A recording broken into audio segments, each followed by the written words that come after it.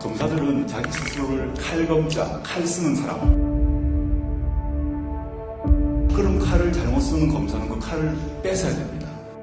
총장님이 지시를 내리셨습니까?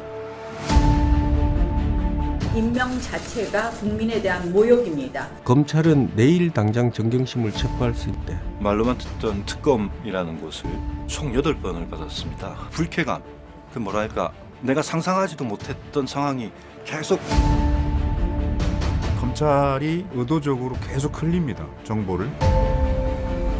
다이애나와 모의감이 나타났던 모든 죄들이 경쟁하듯이. 그런 일은 없었어요. 이조겸 법정에서 그렇게 진술하지 않았어요.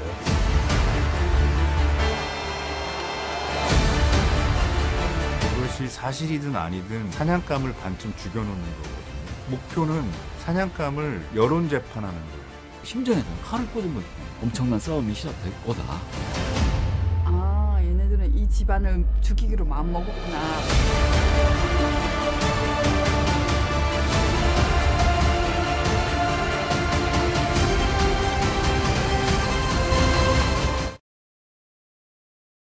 이번 다큐멘터리 개봉을 통해서 시민 여러분께 부탁드리고 싶은 것이 하나 있습니다.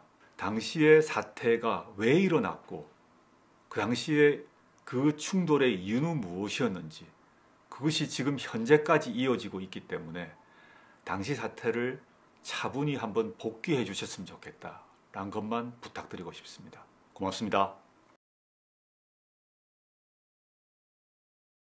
전주에서도 울컥해가지고 이제 오늘 또 이 자리는 또 기자분들 앞에서 서는 거라서 또 다른 어떤 떨림, 긴장 이런 나서 이런저런 얘기해 주시면은 잘 새겨 듣고 그러겠습니다. 감사합니다. 네, 안녕하십니까. 프로듀서 강정수입니다. 저 이승준 감독하고 지금 같이 작업을 한 게 이제 10년이 넘었는데요. 아시다시피 그동안 많은 칭찬을 받은 작품들 많이 만들었지만 이렇게 많은 관심을 받은 적은 처음이라 저도 마찬가지로 긴장되고 또 조심스럽기도 하고 그렇습니다. 독립 다큐멘터리 제작자로서 저희들이 보통 이승준 감독이 한 편 만들 때 3년 걸리기도 하고 4년 걸리기도 하고 부재의 기억 같은 경우에는 29분이지만 거의 2년 가까이 걸려서 만들고 했는데 어떻게 보면 제작 기간은 이게 제일 짧거든요. 그렇지만 그만큼 연출자 또 제작진들의 어떤 고민들이 많이 들어간 그런 작품이고요. 감사합니다. 안녕하세요. 크리에이티브 프로듀서를 맡은 양희 작가입니다. 저는 이 자리에 앉아 있으니까요. 저희가 촬영할 때 생각이 납니다. 인터뷰 여러분 영화 보셨을 텐데 이제 많은 인터뷰가 나왔잖아요. 약간 이런 분위기에서 인터뷰를 했습니다. 그분들께 오늘 이 자리를 빌어서 너무 감사하다는 말씀을 드리고 싶어요. 굉장히 고통스러웠던 이야기고 꺼내고 싶지 않은 이야기를 저희가 아프게 여쭤봤었는데요. 때로는 눈물을 흘리시기도 하고 또 인터뷰를 멈추시기도 하시면서 참여를 해주셨습니다. 이 영화를 통해서 그분들이 하고자 했던 마음 잘 전달됐으면 좋겠습니다. 감독으로 다큐멘터리 제작을 할 때 하고 또 이 작품의 제작자로 참여하는 건 참 그 무게감이 진짜 이렇게 다르구나 라는 걸 새삼 느끼고 있습니다. 저희들이 이제 작년 초부터 기획을 시작을 해서 작년 이제 7, 8월부터 이제 이 프로젝트를 본격화하고 10월경부터 촬영을 하기 시작했는데 이 작품을 언제 세상에 내놓을 수 있을까 그런 고민들이 되게 많았거든요. 근데 이렇게 작업이 이제 무사히 끝나고 또 관객들을 위해서 또 기자분들을 위해서 무사히 극장에 이 작품을 가져온 것 그것만으로 너무 다행스럽고 모두에게 고맙게 생각하고 있습니다. 네, 안녕하십니까. 빨간아재입니다. 저는 제작진도 아니고 인터뷰 출연자일 뿐인데 아시는 것처럼 이 영화의 주인공이라 할 수 있는 분은 지금 외부 활동을 거의 못하고 계시죠. 그리고 잠시 출연했던 사람의 하나로서 다른 분들은 이제 뭐 다 또 일상생활들이 있고 여러 가지 사정들이 있어서 이렇게 제작진하고 함께 여러분을 만날 기회를 갖지 못했는데 대신해서 그 중에 한 명으로 제가 이 자리에 참석을 한 것 같습니다. 아무튼 기자 여러분들께서 궁금하신 것 있으시면 제가 아는 범위 내에서 답변을 해드리겠습니다. 감사합니다. 우리 이승준 감독님께 질문을 좀 드려볼까 하는데요. 처음부터 영화를 기획하시고 또 시작하게 된 계기가 있으실 텐데 설명을 좀 부탁을 드려도 될까요? 일단 기획, 엄격히 얘기해서 그 기획을 제가 한 거는 아니고, 아까 김모영 감독님 얘기했듯이 이제 작년 초기에 프로젝트에 대한 이야기가 오갔고, 그다음에 여름쯤에 이야기를 들었고요. 이야기를 들어서 듣고, 그다음에 그때 마침 이제 조국의 시간이라는 책이 나왔을 때였고, 그 책을 보고 그러면서 좀 놀랬거든요. 그러니까 저도 이렇게 소위 말하는 조국 사태에 대해서 굉장히 관심을 많이 가지고 깊게 이렇게 알던 사람이 아니었기 때문에 그 책에서 사실 책에서 어떤 새로운 정보에 놀랐다기보다도 그것도 있었지만은 그 조전 장관과 그다음에 증인으로 참석했던 분들의 마음이 이렇게 읽혀지더라고요. 그 고통스러움이라는 거. 그래서 제가 항상 그런 것들이 관심이 많아서 그랬는지 그런 것들은 이제 그동안 이제 주류 미디어에서 그렇게 다루지 않았던 것들이고 그것들을 찬찬히 살펴보는 작업이 되게 중요하겠다. 그러다 보면은 진실에 좀 가까워질 수 있지 않을까라는 생각이 들었고 그 점을 좀 잘 드러내자라는 마음으로 시작했습니다. 네, 제작 과정이 쉽진 않으셨을 것 같은데요. 제작 과정이 어땠는지 좀 전체적으로 설명을 좀 부탁을 드릴게요. 네, 작년 초에 봄쯤에 이제 이야기가 나오기 시작을 해서 본격적으로 여름쯤에 이제 어떤 방향성이나 이런 것들을 고민을 하면서 제작팀을 구성을 하고 했는데 사실은 이제 되게 조심스러웠죠. 왜냐하면 저희들 아시다시피 뭐 언론인도 아니고 저희들이 어떤 보도물이나 레포르타지를 만드는 것이 아니잖아요. 그런 것들을 이제 언론인 분들이 취재를 하셔야 되는 것이고 저희들은 이제 영화를 만드는 사람들이니까 이제 영화적으로 어떻게 이 이야기들을 전달을 할 것인가 그리고 언론인들이 이렇게 그동안 다양하게 이 소재, 이 사건에 대해서 던져주셨던 팩트들이 있지만 그 팩트 뒤에도 우리가 이야기하지 못했던 팩트들이나 질문들이 있다고 생각을 했거든요. 그래서 이제 그런 방향성 그리고 또 이제 이성준 감독이 연출자로 했어요. 어떤 영화의 다큐멘터리의 결, 질문의 톤 이런 것들을 어떻게 잡아야 될지 이런 것들이 사실은 제게 아주 오래 걸렸죠. 왜냐하면 주변에서도 말씀을 딱 어떤 소재 이야기가 나오면 바로 정치적으로 그런 식으로 이제 해석을 하고 단정을 하고 물으니까 괜찮겠냐, 뭐 정말이냐. 그래서 조용히 저희들이 그냥 이렇게 조용히 만들고 그렇게 하려고 노력했습니다. 네. 굉장히 많은 참여자들이 등장을 하는데요. 참여자분들 구성은 어떻게 하셨나요? 네, 참여자들, 저희 스태프들, 이 제작진들에 대한 이야기이신 것 같아요. 저희 이제 이른바 이제 조국 사태에 대한 것들은 저희들이 다큐멘터리를 만들고 있는 사람들로서 기본적으로 이것들에 대한 관심들은 다 있지요. 그래서 지금까지 이제 우리 이 사회에 이제 진행됐던 조국 사태에 대한 문제 의식이 있었습니다. 실제로 뭔가가 굉장히 잘못되고 있다라는 그 문제 의식은 정확하게 우리는 공유를 하고 있었고요.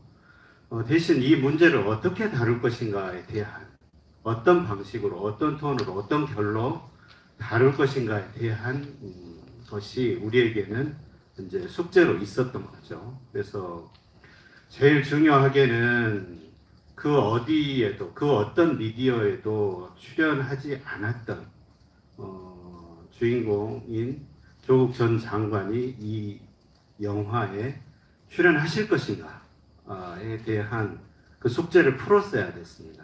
그래서 그것은 저희가 이 영화를 그런 어떤 강요하거나 그런 방식들이 아니라 조용조용하게 들여다보고 조국의 입장을 대변하는 영화가 아니라 이 사태를 아주 자세히 들여다볼 수 있는 그런 다큐멘터리를 만들겠다라고 설득을 드렸고, 또 그 영화에 어떤 식으로든지 당신의 의견들이라든지 이런 것들을 요구하지 않겠다라고 그런 영화적으로 그걸 강요하지 않으시겠다는 약속도 하시고, 그렇게 하면서 이제 이 이야기는 출발을 했는데요. 제일 크게는 저희 제작진들 이렇게 보시면은 그냥 한국에서 다큐멘터리 만드는 사람들 중에 가장 그렇게 보면 유명한 사람들이라고 볼 수 있습니다. 실제로는 이승준 감독님은 한국에서도 그렇고 아시아에서도 사실은 가장 대표적으로 주목받고 있는 감독님이시죠. 아시아 최초로 저희는 이제 그렇게 이야기합니다. 그 암스테르담 국제 다큐멘터리 영화제를 다큐멘터리의 깐느라고 이야기를 합니다. 그 영화제에서 아시아 최초, 한국 최초로 장편 대상을 받으신 분이고, 또 그 외의 작품들도 모두 다 주목받았던 작품들이었는데, 만드는 방법들이 결이 굉장히 섬세합니다. 그래서 조국에 대한 이야기를 어떻게 할 것인가에 대하여 이승준의 이승준의 시그니처를 살리는 다큐멘터리를 하면은 훨씬 더 다른 느낌의 영화를 만들 수 있겠다는 생각이 들어서 이제 요청을 해서 감독으로 모셨고요. 강병석 프로듀서도 이승준 감독이랑 오랫동안 하면서 호흡을 맞췄기 때문에 훨씬 더 이 프로젝트가 급박하게 진행이 되는데 속도감 있게 가실 수 있겠다라는 생각도 했습니다. 양희 프로듀서는 그 전에 저희 이제 정치 다큐멘터리 있어서 한 획을 그은 거죠. 노무현입니다. 작품을 했었기 때문에 이렇게 같은 팀을 이루어서 이걸 디테일하게 들여다보고 빠른 속도로 섬세하게 작품을 만드는 데에는 이 팀이 제일 좋겠다 싶어서 한 분 한 분 모셔서 이 작업을 시작을 했습니다.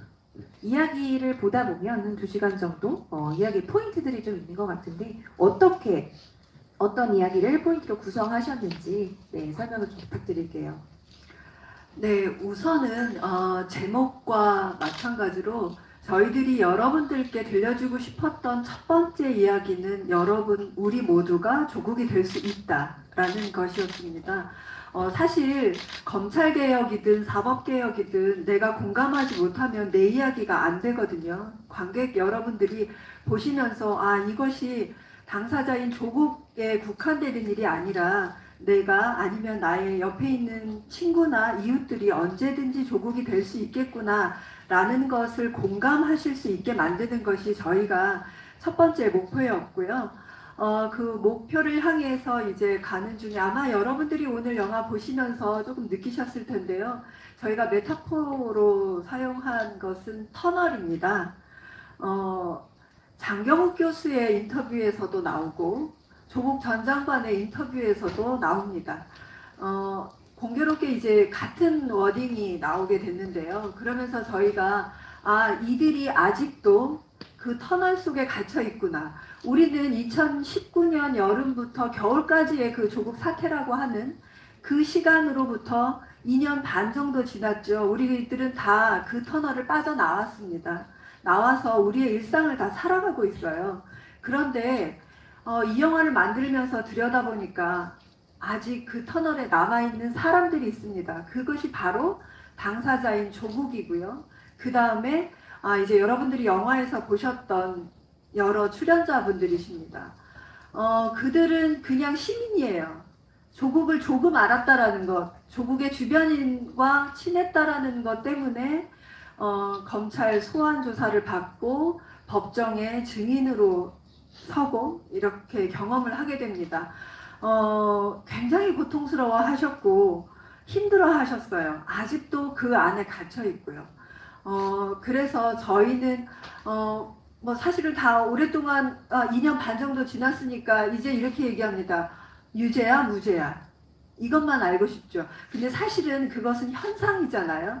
그래서 우리가 왜 지금 사법개혁, 검찰개혁을 외쳐왔던가, 촛불을 들고 왜 서초동과 여의도에 갔던가라는 것을 다시 상기해보면 우리가 겪을 수 있는 일들을 막자라는 것이었거든요. 그래서 사실은 영화를 통해서 특히 조국 전 장관은 또 당사자이고요. 그 외에 다른 사람들을 통해서 본질을 좀 보여드리고 싶었어요. 그래서 아마 터널에 아직 남아있는 그들을 우리가 영화를 통해서 바라보고 우리가 지금 어떤 시간을 경험하고 왔구나라는 것을 여러분들에게 좀 느끼게 해드리기 위해서 시작할 때도 터널이 나오고 중간중간에 터널이 나옵니다.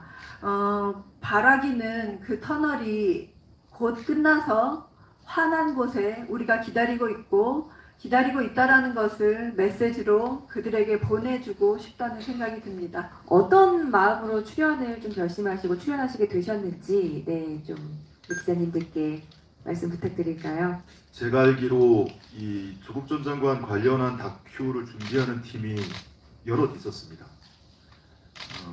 그 중에 한 팀이 지금 이 그대가 조국을 제작한 팀일 거고요. 처음에 연락이 왔을 때 꼭 반갑지만은 않았어요. 인터뷰를 요청을 해오셨고 인터뷰 전에 이제 좀 대화를 나누길 요청해 오셨는데 조국을 소비하는 방식이 굉장히 여러 가지다라는 생각을 하고 있던 차였거든요. 그래서 조심스러웠습니다. 그런데 우리 양희 작가님 뵙고 이숙준 감독님 뵙고 하면서 이 팀이라면 있는 그대로 조국의 모습을 그리고 그 사건의 모습을 관객들에게 전달해 줄 수 있는 팀이겠구나라고 어느 순간 확신을 하게 됐고요. 이 제작진들이 시사 다큐는 아님에도 불구하고 굉장히 팩트에 천착을 했고 오류를 최소화하기 위해서 노력하는 모습을 봐왔고 그래서 저는 개인적으로 더 신뢰를 하게 됐습니다. 그래서 제가 알고 있는 것이 뭐 별거 없거든요. 제가 알고 있는 것은 조국 전 장관과 정경심 교수가 또는 그 주변 사람이 기소돼서 재판을 받고 있는 그 법정에 직접 가서 재판의 전 과정을 신뢰 한 명으로서 지켜봤다라는 것이 제가 알고 있는 것의 전부입니다. 누구라도 마음만 있으면 할 수 있는 일이죠. 그 경험을 들려주는 것이 저한테는 어렵지 않은 일이었고 오히려 제 생각을 다시 한번 정리하는 계기도 됐고 해서 이 제작진에게 감사 인사를 오히려 드리고 싶습니다. 네, 아주 좋은 질문이었는데 우리 감독님부터 들어볼까요? 이 작품 같은 경우에는 제가 그동안 해왔던 이렇게 누군가를 팔로우하고 계속 관찰하고 이런 미덕보다도 제가 이야기를 들어주는 것 그리고 들은 이야기를 설득력 있게 관객들하고 나누는 것에 대한 고민을 많이 했던 것 같아요. 시작할 때부터 물론 이제 조 전 장관 출연이 결정되고 나서 제일 중요했던 거는 이제 어디에서도 이제 본인의 이야기를 카메라 앞에서 안 하셨기 때문에 그 이야기를 담을 수 있다라는 것이 제일 중요했고요. 그 다음에 이제 물론 이제 이게 제가 어떠한 촬영을 하고 싶다라는 부분이 있으면은 사실 그걸 다 담을 수가 없는 상황이었던 거죠. 본인의 어떤 가족과 본인의 어떤 재판도 진행 중이었고 그렇기 때문에 제가 접근할 수 없는 그런 것들이 있어서 그런 한계들은 있었는데요. 저는 이 작품 처음에 제가 받았을 때 그런 예상을 했어요. 제가 찍을 수 있는 게 중요한 게 아니고 우선은 인터뷰가 굉장히 중요하고 그리고 조 전 장관의 출연 그리고 인터뷰 거기에 저희가 진행을 하면서 저는 되게 이렇게 그 연출자로서 다른 출연자들을 만난 거는 굉장히 뭐랄까 기분 좋은 일이었어요. 그러니까 감독으로서 여기 빨간아재도 그렇지만 장경욱 교수나 그 박지훈 대표나 뭐 이런 분들이 이야기하는 것들이 저는 그게 너무나도 가치가 있다라고 생각을 했고 어디서 들어보지 못했던 단순히 이제 정보 전달의 차원이 아니라 그런 거죠. 이제 예를 들면 이제 장경욱 교수님 같은 경우에는 인터뷰 전에 제가 이제 처음 뵙고 인터뷰하는 날 처음 뵙고 이렇게 담배를 좋아하세요. 담배 피고 해도 되냐? 그래서 나와서 이렇게 같이 피우는데 담배 3대를 연달아서 이렇게 피우시더라고요. 그러면서 그게 고스란히 느껴지는 거예요. 아, 이분이 지금 마음 심적인 그런 어떤 고통이나 이런 것들이 굉장히 지독하게 깊고 넓게 배어 있구나 이런 것들을 느꼈고 그리고 인터뷰 속에서도 그런 것들이 나왔고요. 그래서 물론 이제 그림에 대한 고민들은 있었어요. 저는 이 인터뷰들을 많이 쓰고 싶은데 그렇다고 인터뷰만 계속 붙일 수는 없는 것이고 거기에 대한 고민들은 분명히 있었고 그래서 그 연출자로서 좀 아쉬운 점은 있지만은 저는 뭐 이런 방향으로 가야 되지 않을까라는 생각 처음부터 했고요. 그에 대한 고민을 많이 했던 것 같아요. 프로듀서로는 옛날에는 지금 정상진 대표가 임팩트 프로듀서를 맡고 있습니다. 그래서 기존에 이제 정치 드라마였던 남영동을 제작을 해서 되게 고생도 많이 한 적도 있는데 이 작품은 그렇게 임팩트 프로듀서 그리고 이제 제가 이 여러 제작진들을 같이 이제 총괄하고 또 제작과 투자 이런 부분들을 다 책임을 져야 되는 롤에서 이그제큐티브 프로듀서라는 이름으로 참여를 했습니다. 네. 네, K 트렌딩 뉴스의 이무경 기자입니다. 먼저 개봉을 하게 된 거 축하드리고요. 또 오늘 새로운 20대 대통령의 취임식 날에 또 이렇게 시사회를 갖게 되는 점이 저 개인적으로는 의미가 있지 않을까라고 생각을 하는데요.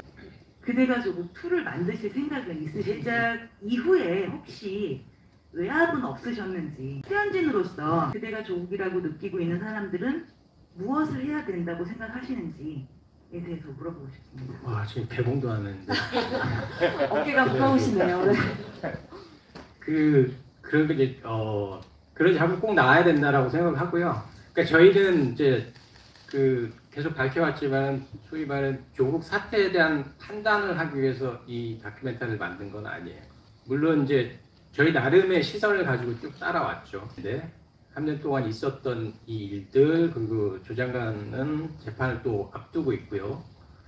그런 것들이 다 정리가 되고 그러고 나서 어떤 그때를 바라보는 어떤 다큐멘터리 한 편이 나와야 된다라고 생각을 하고요.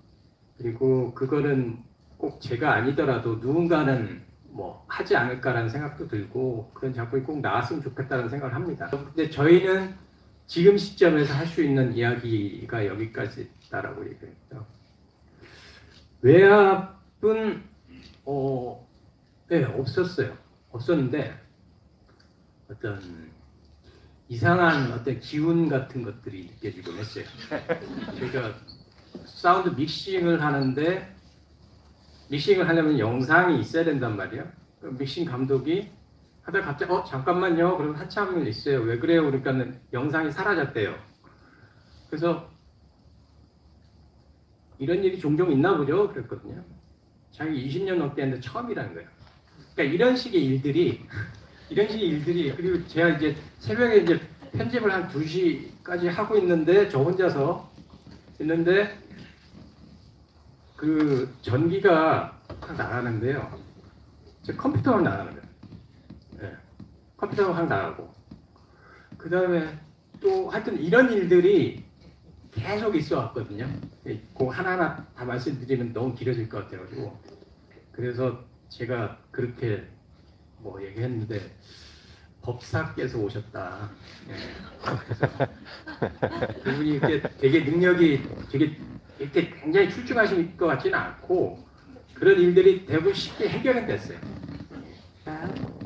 이승준 감독님은 외압이 없었다고 말씀하셨는데 외압은 오히려 제가 많이 받고 있습니다. 중소도시에서도 상영해달라, 해외에서도 상영해달라 이런 메일과 댓글이 쇄도하고 있고 저한테 주신 질문에 대한 답변을 드리자면 제목이 그대가 조국이잖아요. 누구나 조국이 될 수 있다라는 의미인데 나는 내가 장관이 될 일도 없고 그럴 일도 없어 라고 관객들이 생각하실 수도 있을 것 같아요. 근데 영화에 등장한 그 조국 전 장관의 동생의 친구죠, 박준호 씨 인터뷰가 나오는데 그분의 마지막 인터뷰 내용이 오늘 유독 좀 귀에 와닿더라고요. 정치에 관심도 없던 사람인데 가장 정치적인 사람이 될 수밖에 없게 됐다.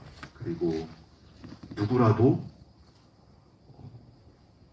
피해갈 수 있을 것인가 라고 했던가요? 그런 취지로 이야기를 했죠. 누구든 나나 조국 전 장관처럼 될 수 있다.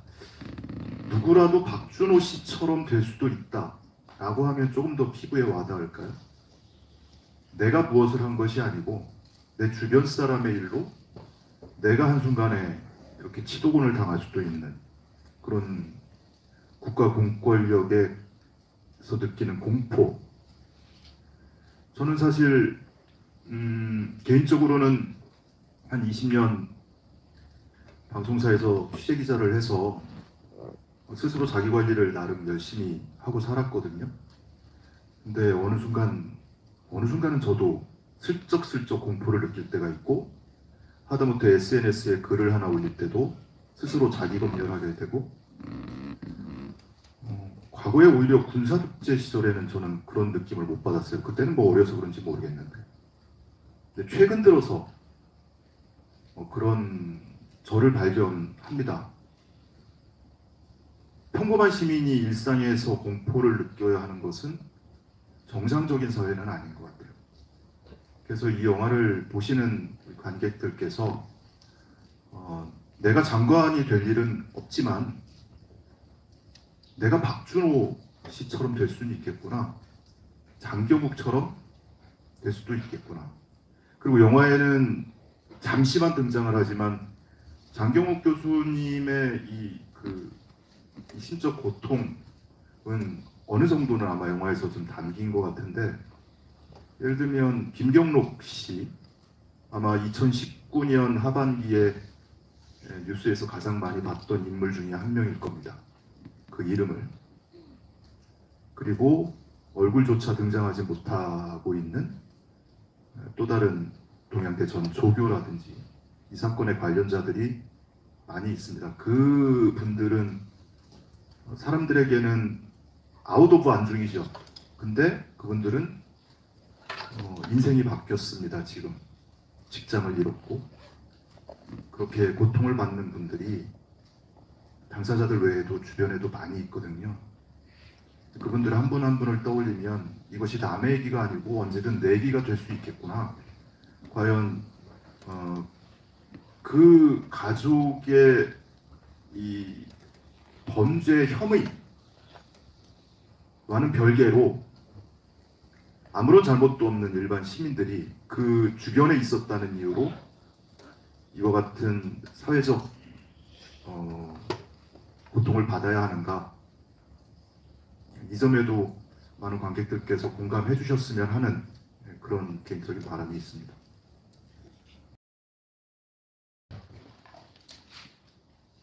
안녕하십니까, 조국입니다. 오랜만에 인사드립니다. 2019년 조국 사태에 대해서 지금도 많은 사람들이 대립되는 생각을 가지고 싸우기도 하는 걸로 알고 있습니다.